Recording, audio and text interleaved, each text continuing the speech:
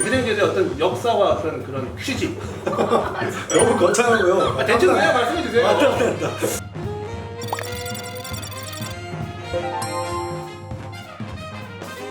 안녕하세요. 법무사TV의 윤동현 법무사입니다. 안녕하세요. 문은지 검사입니다. 안녕하세요. 김영용 법무사입니다. 오늘 바로 그날이 왔습니다. 예, 6개월의 기간 동안 우리 김영용 법무사님 정말 답답하셨지 않았습니까? 예, 오늘을 기다렸다. 내가 바로 드디어 내가 주인공이다. 예, 그런 생각을 하면서 끝없이 기다려 오셨습니다. 그래서 오늘 드디어 오늘 주제는 여기 딱 뜰 거예요. 회생 파산입니다. 특히 그 중에서도 회생과 관련된 내용을 한번 주제로 해보도록 할 텐데요.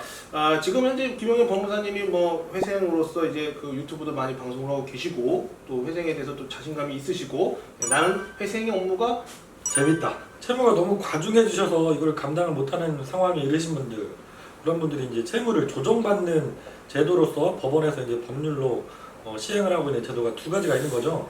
개인 파산이 있고 개인 회생 이렇게 두 가지가 있는 겁니다. 그 말이라는 것은 이제 국민 여러분들이 물론 빚을 뭐 정말 갚아야겠지만 그게 그렇죠. 뭐 그렇게 뭐 경제나 나라의 전체적인 이익을 위해서는 어느 정도는 국가가 나서서 좀 면책을 해줄 수 있는 좀 빚을 좀 좀 줄여줄 수 있는 노력도 해야 된다는 거잖아요. 그렇죠. 그래서 평생 신용불량자로 어렵게 사시는 것보다 한번 갱생의 기회를 주고 면책을 해줘서 이분들이 양지로 나와서 경제활동을 열심히 해서 돈을 많이 버시고 또 그걸 쓰면 또 경제도 전반적으로는 선순환 구조를 만들 수 있는 게 되죠. 그래서 국가 경제적인 측면에서 보면 꼭 필요한 제도이죠. 채무 금액에 대한 규정을 회생을 할 때 채무 금액에 대한 규정을 좀 신설된 게 있다고 하는데 어떤 제도예요?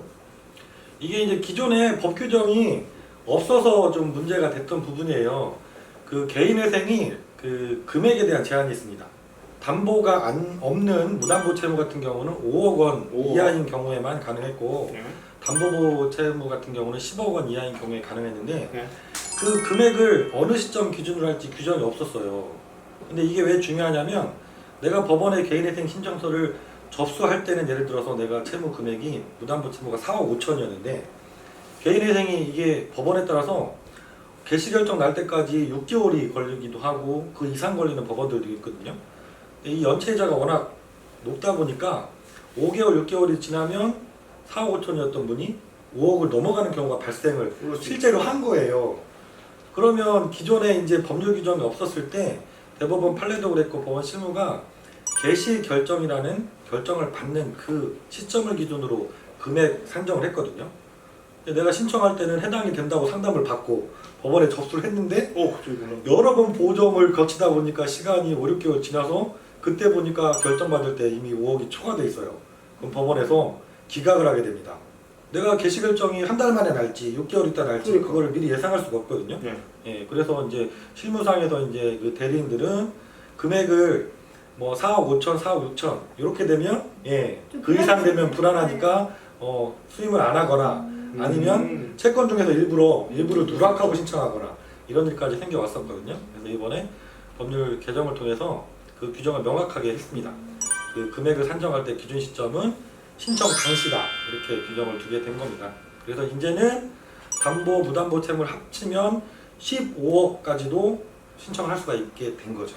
그럼 법무사님, 제가 요즘에 뉴스를 보기에는 개인 회생 결정을 받고도 코로나 때문에 그 일정 기간 변제를 해야 되는데 못 하시는 분들이 많으시다고 하더라고요. 실제로 저도 그런 전화를 많이 요즘 받고 있거든요. 그래서 되게 안타까운데 매달 법원에 납부하는 금액이 정해진 거죠. 근데 그거를 요즘에 코로나 때문에 실직을 하시거나 자영업 하시는데 매출이 크게 급감하셔서 변제금을 매달 못 내시는 거예요. 그 변제금을. 근데 기존에 그 규칙에는 이렇게 되어 있습니다. 3개월 이상 변제금을 연체한 경우에 절차를 폐지시킬 수 있다. 이렇게 규정이 되어 있거든요. 그리고 실제로 실무에서도 3개월 이상 연체가 되면 폐지를 밟기 위한 절차를 돌입해서 채무자한테 뭐 통지를 한다던가 문자를 발송한다던가 해서 폐지가 될 수도 있습니다. 이렇게 알리고 그 절차를 계속 진행할 수 있는지 물어보는 진술서도 요구하기도 하고 이랬는데 이번에 서울회생법원에서 코로나 같은 이런 그 재난 상태에 발생했을 때는 이 변제 기간을 유예해 줄 수 있다 이런 준칙을 만들었어요. 그래서 이걸 활용하시면 지금 코로나 때문에 연체 기간 좀 길어지신 분들도 기간을 유예받아서 폐지가 되지 않고 좀 개인회생을 이어나가실 수 있도록 이렇게 바뀌었습니다. 따끈따끈한 정보네요. 근데 안타까운 거는 이게 서울회생법원 실무준칙이 변경된 거라서 아직 다른 법원까지 그 서울은 적용된 건 일단 아닌데 다른 법원에서도 빨리 이거를 받아들여서 전국이 다 통일적으로 좀 적용이 되었으면 좋겠다는 생각이 듭니다. 아, 김영호 검사님이 다 이것을 퍼지는 데 있어서 아주 중요한 역할을 하실 것 같습니다. 이 회생하다가 본인 네. 집이 경매되는 경우가 있다고 해요. 그런 경우는 어떤 경우? 황당한 일이죠, 황당한 일이요. 네. 이게 상담을 잘못 받아서 이렇게 되는 경우들도 많이 있어요. 네. 이걸 잘 모르고 상담하시는 분들 계셔서 개인회생이라는 게 분명히 내가 채무를 조정받고 갱생을 하고 싶어서 신청하시는 거잖아요. 근데 내가 집이 있는데 그분이 개인회생을 신청하시고 인가결정까지 어렵게 받았는데 그 이후에 근저당 설정되어 있는 은행에서 경매가 들어오는 경우도 그럴 수 있죠. 실제로 있었습니다. 네. 이게 왜 이런 일이 생겼냐면 개인회생에 이제 금지명령이라는 제도가 있고 개시결정이 나면 금지명령 효력이 즉시 발생한다는 규정이 있기 때문에 금지명령 내용이 돈을 달라고 요구하지도 말고 또 받지도 말라는 규정이거든요. 그러다 보니까 시중은행들이 법원에서 금지명령이 나고 나면 채무자가 담보대출 이자를 내고 싶다고 해도 그 이자 납부 계좌를 막아버려요. 돈을 안 받겠다는 거죠. 법원에서 명령을 받지 말라고 했으니까. 그러다 보니까 자연스럽게 채무자는 돈을 내고 싶어도 연체가 되고 인가결정 어렵게 받았는데 은행 규정이 2달, 3달 이자가 연체가 되면 우리는 경매하도록 되어 있다. 그래서 실제로 경매가 막 들어왔던 거죠.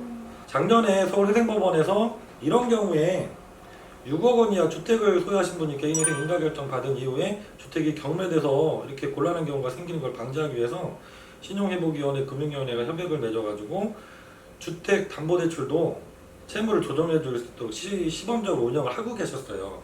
근데 이번에 수원지방법원에서도 그것을 받아들여서 이 수원지방법원 관할에 있는 사건의 경우에도 이 주택담보대출을 받으신 분들도 개인회생을 했다는 이유 때문에 경매가 들어와서 집을 경매당한 일이 앞으로 없어질 것 같습니다.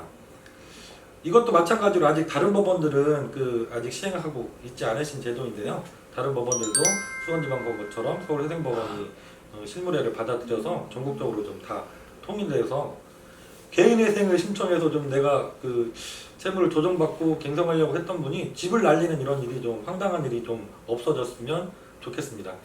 통일되어 있었으면 좋을 뻔했는데 이게 좀 다 네. 지역마다 틀리니까 조금 안타깝네요. 예, 실제로 개인회생이나 파산이 이런 것뿐만 아니라 실무 적용에 있어서 이제 다양한 부분들이 좀 편차가 좀 심해요. 개인회생 같은 경우 뭐 도박 채무라든가 주식 관련 채무 이런 것들에 대해서 변제를 어떻게 조정할지부터 시작해서 다양한 부분에서 실무례가 좀 다양하게 틀려가지고 지역마다 좀 편차가 심한데 이런 부분들이 갈수록 좀 연구가 되고 올바른 방향으로 통일이 됐으면 좋겠다는 생각이 우리 김영용 법무사님 오늘 정말 좀 진짜 최신 진짜 따끈따끈한, 뉴스를 네. 전해주러 이렇게 나오신 것 같습니다.